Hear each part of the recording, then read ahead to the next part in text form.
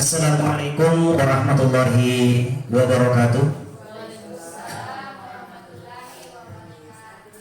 Yang terhormat Ibu Kepala Sekolah UPTD SDN 97 Impres Telung Panwai, yang saya hormati Bapak Ketua Komite SDN 97 Impres Telung Panwai, Bapak dan Ibu rekan-rekan guru PTK SDN 97 Impres Telung Panwai.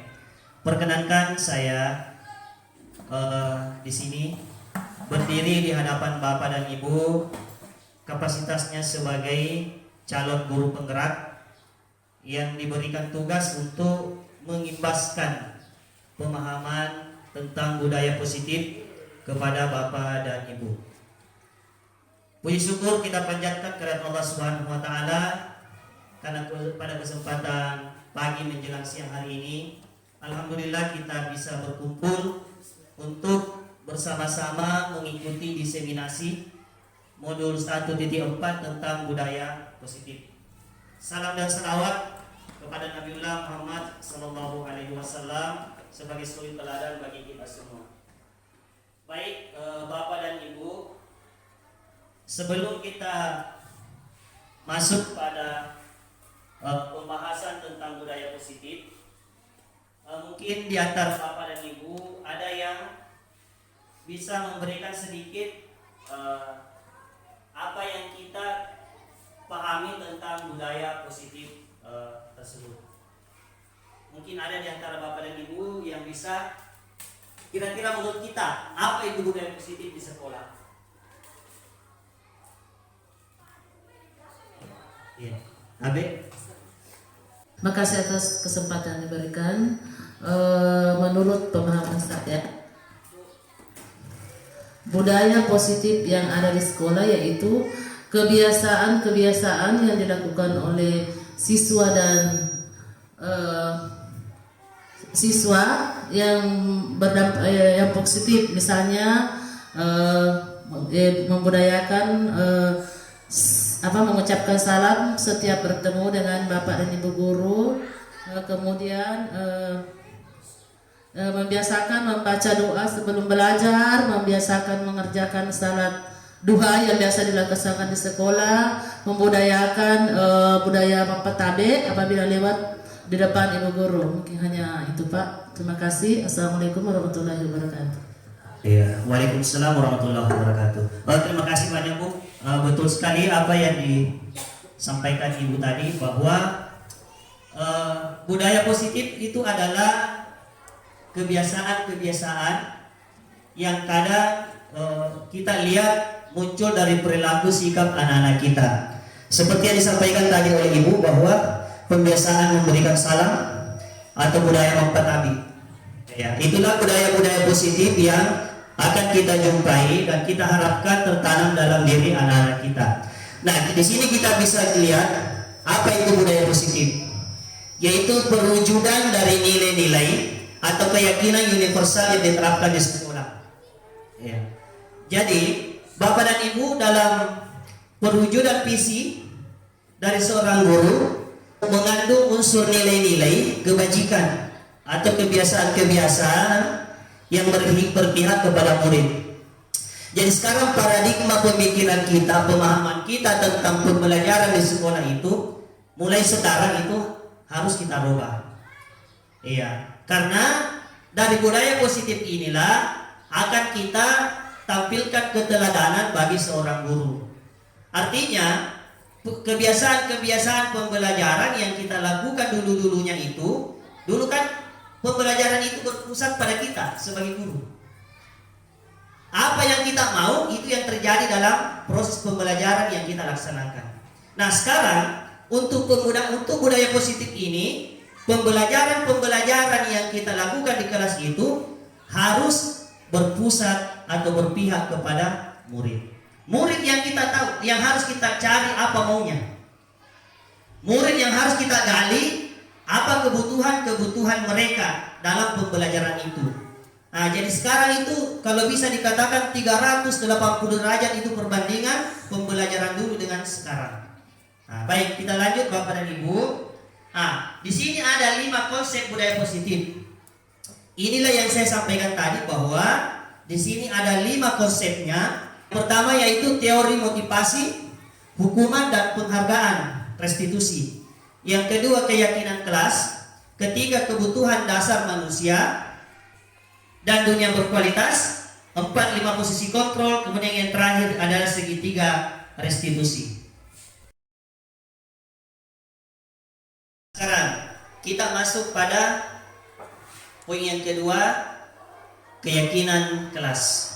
Nah, inilah yang sudah saya praktikkan di sini, sudah saya jalankan di kelas 4, di kelas 5 tentang keyakinan kelas. Nah, keyakinan kelas ini, mengapa keyakinan kelas bukan peraturan? Karena kalau peraturan itu sumbernya dari guru. Sumbernya dari guru yang menentukan itu, aturan-aturan. Ya. Tapi kalau keyakinan kelas itu kita bikin berdasarkan apa yang diyakini oleh anak-anak di kelas. Apa yang diyakini mereka di dalam kelas. Jadi kita hanya menuntun anak-anak untuk mencatat apa yang dia mau dalam kelas dalam proses pembelajarannya. Dan ini paling banyak, kalau paling banyak itu paling 7 lah, tidak usah terlalu banyak. Karena keyakinan kelas itu banyak.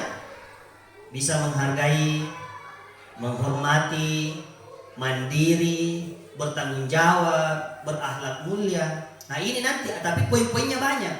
Kayak menghargai. Nah menghargai itu poinnya tidak mengganggu teman. Iya. Minta izin sebelum keluar. Nah itu namanya menghargai. Nah keyakinan kelas ini bisa kita suruh anak-anak nanti mencatat masing-masing apa yang dia yakini dalam kelas ini, supaya dia tempel dan bisa kita rumuskan nanti menjadi keyakinan kelas dan ditempel. Dan anak-anak bisa melihat setiap masuk kelas, oh ini keyakinan kelasku, kalau saya di dalam kelas harus begini. Nah itu. Nah, coba kita lanjut.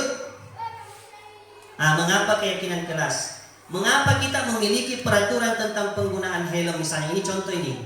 Pada saat mengendarai kendaraan roda 2 atau motor, kemungkinan jawaban itu adalah keselamatan. Nah inilah keyakinan. Karena kapan anak-anak meyakini sesuatu pasti dijalankan. Contoh misalnya Bapak dan Ibu, agama kan Islam. Kita yakin dengan itu. Kenapa kita sholat? Karena kita yakin. Kenapa kita taati itu? Kenapa kita puasa? Karena kita yakin bahwa itu aturan agama kita yakini itu. Maka begitulah perumpamaan keyakinan kelas di dalam kelas kita masing-masing. Kalau anak-anak menyadari bahwa dia yakin memang itu harus dilakukan, maka dia pasti akan menaati apa yang telah diyakini. Nah ini, keyakinan kelas itu nilai-nilai keselamatan atau kesehatan. Ini secara umum ini. Keyakinan dan kesehatan dan keselamatan dalam proses pembelajaran di dalam kelas. Apa tujuannya? Yaitu membentuk karakter yang positif pada anak melewati kebiasaan-kebiasaan positif, perilaku positif serta keteladanan dari seluruh warga sekolah. Membentuk karakter pembiasaan seperti ini tadi karakternya. Sebagian ibu, Bapak tabe, beri salam bila masuk dalam ruangan, minta izin kalau mau keluar. Ketika guru melakukan memberikan pembelajaran, menerangkan mata pelajaran, murid atau anak-anak kita itu akan mendengarkan dengan tenang. Itulah keyakinan mereka. Bisa saja mereka menulis, mendengarkan guru menjelaskan. Nah, itu kalimat positifnya. Tapi nilai keyakinan kelasnya adalah menghargai guru. Nah, ini yang kita mesti bentuk nanti dalam kelas kita sebagai penerapan budaya positif. Nah ini tadi sudah kebutuhan dasar manusia. Nih, ada 5 kebutuhan dasar manusia yang melatari setiap tindakan penguasaan. Karena ada anak-anak itu nakal karena dia ingin menguasai. Iya. Kemudian ada juga anak-anak nakal itu karena dia sebenarnya butuh perhatian. Iya. Butuh kasih sayang. Elok toy diangke, bisa saja karena di rumahnya. Bisa saja di rumahnya dia kurang kasih sayang, maka dia lampiaskan di sekolah. Bisa saja seperti itu. Kemudian yang kedua, apalagi? Kesenangan. Dia cari kesenangannya di sekolah. Dan cari kebebasan, karena bisa saja dia tertekan di rumahnya, tidak bebas. Iya, maka dia lampiaskan di sekolah. Kemudian ingin bertahan hidup. Inilah yang menjadi dasar perilaku seseorang, terutama anak-anak kita. Jadi mulai sekarang kalau ada masalah dalam anak-anak kita itu, kita mesti cari tahu dulu apa latar belakangnya. Nah ini, kita sampai pada yang terakhir, segitiga restitusi. Inilah langkah-langkah yang akan kita pakai dalam penanganan anak-anak kita bila kita mendapatkan di sekolah. Dan bisa kita praktekkan. Bisa kita praktekkan nanti masing-masing. Kalau anak-anak misalnya melakukan kesalahan satu orang, bisa kita praktekkan ini. Yang pertama yaitu validasi menstabilkan identitas. Dan kalimat menstabilkan identitas itu, Bapak dan Ibu, senantiasa menghilangkan rasa bersalah dalam diri anak. Misalnya, seperti yang saya praktekkan kemarin dalam aksi nyata menstabilkan tindakan identitas, yaitu senantiasa menyampaikan kepada anak-anak bahwa semua kesalahan-kesalahan yang dilakukannya itu adalah sesuatu yang biasa terjadi. Iya. Misalnya, tidak lengkap pakaian ke sekolah untuk upacara itu biasa. Ya, jangan tinggal salamin toko. Kau salamin toko kau, kenapa tidak lengkap bajumu? Kenapa tidak lengkap pakaianmu? Kenapa tidak pakai topi? Itu bahasa-bahasa yang harus kita hindari sekarang dalam restitusi. Tapi kita panggil dan dipanggil, bukan lagi dihukum, dipanggil. Ya. Dan dihadapi bahwa apa alasannya? Mesti dicari dulu apa alasannya, kenapa tidak lengkap. Setelah alasannya disampaikan, dia kan sudah menyadarinya bahwa saya tidak lengkap karena terlambat bangun, buru-buru. Betul nak. Sekarang kita masuk pada poin yang kedua, keyakinan kelas. Nah inilah yang sudah saya praktekkan di sini, sudah saya jalankan di kelas 5 tentang keyakinan kelas. Nah, keyakinan kelas ini, mengapa keyakinan kelas bukan peraturan? Karena kalau peraturan itu sumbernya dari guru. Sumbernya dari guru. Guru yang menentukan itu, aturan-aturan. Ya. Tapi kalau keyakinan kelas, itu kita bikin berdasarkan apa yang diyakini oleh anak-anak di kelas. Apa yang diyakini mereka di dalam kelas. Jadi kita hanya menuntun anak-anak untuk mencatat apa yang dia mau dalam kelas dalam proses pembelajarannya.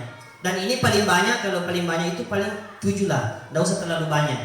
Karena keyakinan kelas itu banyak.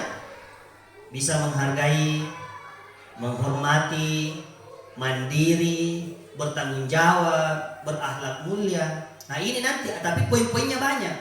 Kayak menghargai. Nah menghargai itu poinnya tidak mengganggu teman. Iya. Minta izin sebelum keluar. Nah itu namanya menghargai.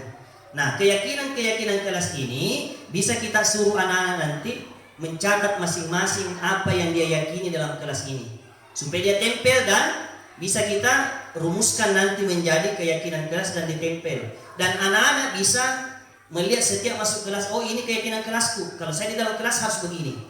Nah itu. Nah, coba kita lanjut. Mengapa keyakinan kelas? Mengapa kita memiliki peraturan tentang penggunaan helm misalnya? Ini contoh ini. Pada saat mengendarai kendaraan roda 2 atau motor, kemungkinan jawaban itu adalah keselamatan. Nah inilah keyakinan. Karena kapan anak-anak meyakini sesuatu pasti dijalankan. Contoh misalnya Bapak dan Ibu, agama kan Islam. Kita yakin dengan itu. Kenapa kita sholat? Karena kita yakin. Kenapa kita taati itu? Kenapa kita puasa? Karena kita yakin bahwa itu aturan agama kita yakini itu. Maka begitulah perumpamaan keyakinan kelas di dalam kelas kita masing-masing. Kalau anak-anak menyadari bahwa dia yakin memang itu harus dilakukan, maka dia pasti akan menaati apa yang telah diyakini. Nah ini, keyakinan kelas itu nilai-nilai keselamatan atau kesehatan. Ini secara umum ini, keyakinan dan kesehatan dan keselamatan dalam proses pembelajaran di dalam kelas. Apa tujuannya? Yaitu membentuk karakter yang positif pada anak melewati kebiasaan-kebiasaan positif, perilaku positif serta keteladanan dari seluruh warga sekolah. Nah, membentuk karakter pembiasaan seperti itu tadi karakternya. Habis siapa dan ibu, bapak tabe, beri salam bila masuk dalam ruangan, minta izin kalau mau keluar. Ketika guru melakukan memberikan pembelajaran, menerangkan mata pelajaran, murid atau anak-anak kita itu akan mendengarkan dengan tenang. Itulah keyakinan mereka. Bisa saja mereka menulis, mendengarkan guru menjelaskan. Nah, itu kalimat positifnya. Tapi nilai keyakinan kelasnya adalah menghargai guru. Nah, ini yang kita mesti bentuk nanti dalam kelas kita sebagai penerapan budaya positif. Nah, ini tadi sudah kebutuhan dasar manusia. Nih, ada lima kebutuhan dasar manusia yang melatari setiap tindakan penguasaan. Karena ada anak-anak itu nakal karena dia ingin menguasai. Iya. Kemudian ada juga anak-anak nakal itu karena dia sebenarnya butuh perhatian. Iya. Butuh kasih sayang. Elok toy diangke, bisa saja karena di rumahnya. Bisa saja di rumahnya dia kurang kasih sayang, maka dia lampiaskan di sekolah. Bisa saja seperti itu. Kemudian yang kedua, apalagi kesenangan. Dia cari kesenangannya di sekolah dan cari kebebasan karena bisa saja dia tertekan di rumahnya, tidak bebas. Iya, maka dia lampiaskan di sekolah. Kemudian ingin bertahan hidup. Inilah yang menjadi dasar perilaku seseorang, terutama anak-anak kita. Jadi mulai sekarang kalau ada masalah dalam anak-anak kita itu, kita mesti cari tahu dulu apa latar belakangnya. Nah ini, kita sampai pada yang terakhir, segitiga restitusi. Inilah langkah-langkah yang akan kita pakai dalam penanganan anak-anak kita bila kita mendapatkan di sekolah. Dan bisa kita praktekkan. Bisa kita praktekkan nanti masing-masing. Kalau anak-anak misalnya melakukan kesalahan satu orang, bisa kita praktekkan ini. Yang pertama yaitu validasi menstabilkan identitas. Dan kalimat menstabilkan identitas itu, Bapak dan Ibu, senantiasa menghilangkan rasa bersalah dalam diri anak. Misalnya, seperti yang saya praktekkan kemarin dalam aksi nyata menstabilkan tindakan identitas, yaitu senantiasa menyampaikan kepada anak-anak bahwa semua kesalahan yang dilakukannya itu adalah sesuatu yang biasa terjadi. Iya. Misalnya, tidak lengkap pakaian ke sekolah untuk upacara itu biasa. Ya. Jangan salamin toko. Kau salamin toko kau, kenapa tidak lengkap bajumu? Kenapa tidak lengkap pakaianmu? Kenapa tidak pakai topi? Itu bahasa-bahasa yang harus kita hindari sekarang dalam restitusi. Tapi kita panggil.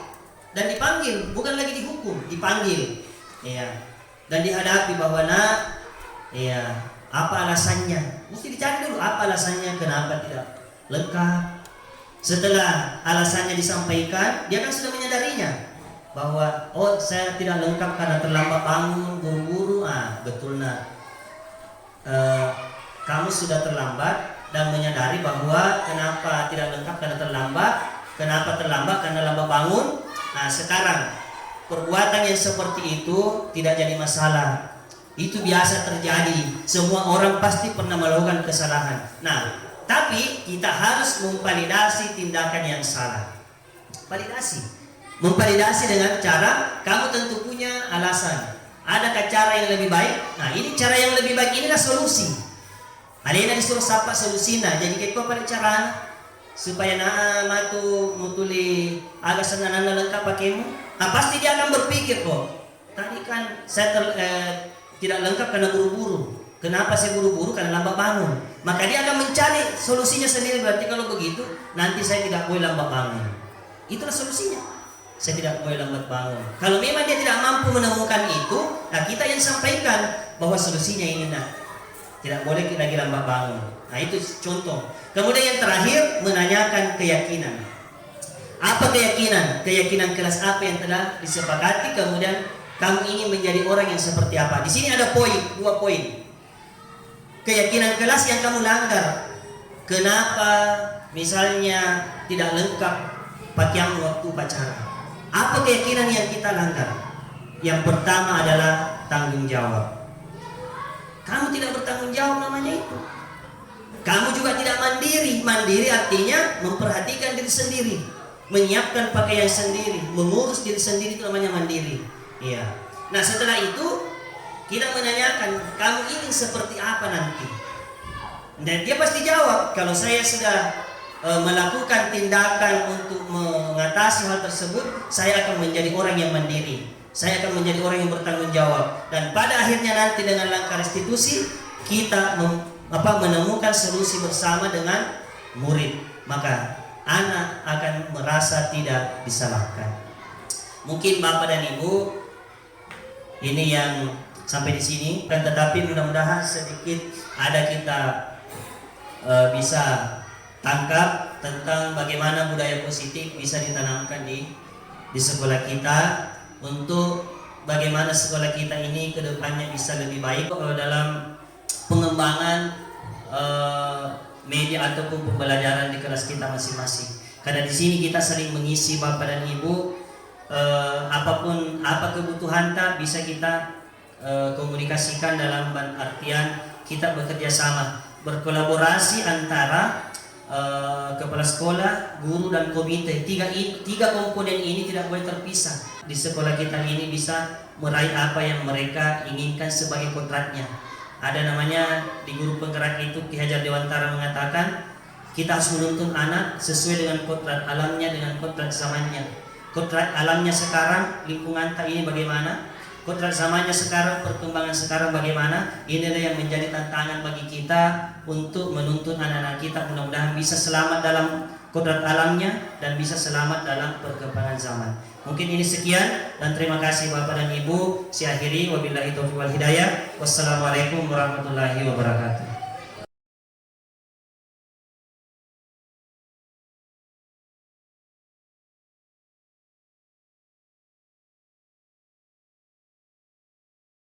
Perbuatan tidak baik. Ya, baik. Nah, setiap manusia pasti pernah berbuat salah. Termasuk Pak Hendra juga pernah berbuat salah. Bapak pun juga pernah. Dengan contohnya tadi, termasuk kita berbuat sebuah kesalahan. Tapi Pak Hendra di sini bukan mau. Bunda masih ingat tidak keyakinan kelas kita yang sudah kita buat pada pertemuan awal ini? Ingat apa namanya keyakinan kelas kita? Sifat jujur itu baik untuk kita. Baik, kalau kita sudah yakin, kira-kira apa yang harus Lukna lakukan supaya Lukna ini tidak mencontek? Karena mencontek ini perbuatan yang tidak jujur.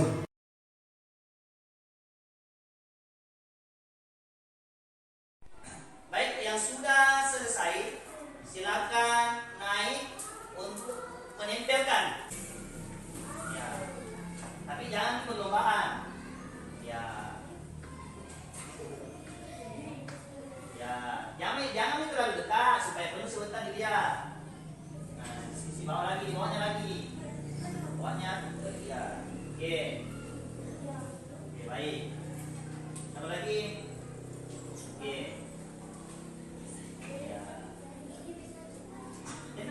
Tempel lagi. Nah, ini ambil lagi sini. Ambil lagi sini.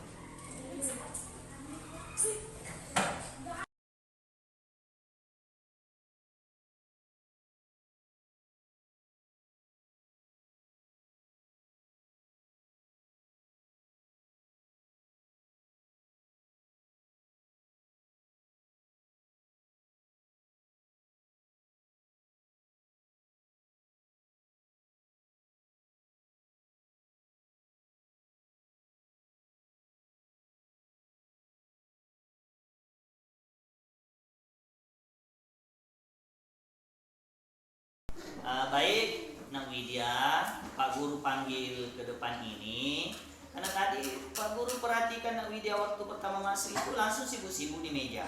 Lagi kerja apa itu, Nak? Saya sedang menyelesaikan PR saya, Pak. Oke, menyelesaikan PR. Oke, artinya PR-nya tidak dikerja di rumah. Tidak apa-apa itu, Nak. Nak Widya ini bukan satu-satunya yang tidak mengerjakan PR-nya. Kemarin juga ada beberapa temannya yang tidak mengerjakannya, kan? Ya, Pak. Oke, ya sudah. Kamu melakukan kesalahan itu juga atau tidak mengerjakan PR ini kan tentu ada alasannya. Apa itu? Iya, Pak. Saya sore hari bekerja untuk membantu orang tua saya di kebun, dan malamnya saya kelelahan dan ketiduran sehingga lupa mengerjakan PR. Oke, ya tidak apa-apa. Ya hari ini kamu kan cuma tidak mengerjakan PR-nya, ya. Jadi tidak apa-apa itu. Kamu sudah melakukan hal yang baik sebenarnya karena sudah membantu orang tua. Kemudian hari ini juga tidak terlambat ke sekolah. Tapi dengan tidak mengerjakan PR, kamu itu sudah melanggar keyakinan kelas. Apa itu? Iya, Pak. Saya melanggar. Kira-kira kamu melanggar keyakinan kelas? Keyakinan kelas yang mana yang kamu langgar? Saya tidak bertanggung jawab, Pak. Tidak bertanggung jawab ya, karena tidak mengerjakan PR. Nah, sekarang Nak Widya, menurut kamu sikap tanggung jawab itu penting tidak? Penting, Pak. Bagus, penting sekali ya, namanya bertanggung jawab itu penting. Nah, karena sudah tahu kalau itu penting, sekarang tindakan Nak Widya ke depannya itu apa? Saya akan secepatnya mengerjakan PR di rumah sebelum tidur, Pak. Oke, jadi kerjakan PR sebelum tidur ya, diusahakan itu kerjakan sebelum tidur dan secepatnya. Oke, bagus. Jadi kalau kamu sudah memperbaikinya nanti, kamu kira-kira akan menjadi orang yang seperti apa? Saya akan menjadi orang yang bertanggung jawab, Pak. Bagus. Kita harus bertanggung jawab ya, harus jadi orang yang bertanggung jawab. Nah, sekarang kamu sudah tahu apa yang harus kamu lakukan. Sekarang silakan duduk kembali di kursinya dan bersiap-siap untuk mengikuti pelajaran selanjutnya ya. Iya, Pak. Terima kasih. Ya, baik, Nak Sakwan. Hari ini Pak Guru lihat Nak Sakwan tadi tidak ikut senam karena Pak Guru perhatikan Nak Sakwan tidak memakai sepatu. Nah, itu kenapa, Nak? Maaf, Pak. Saya lupa karena buru-buru. Oke, ya sudah, tidak apa-apa. Semua orang pernah melakukan yang namanya kesalahan.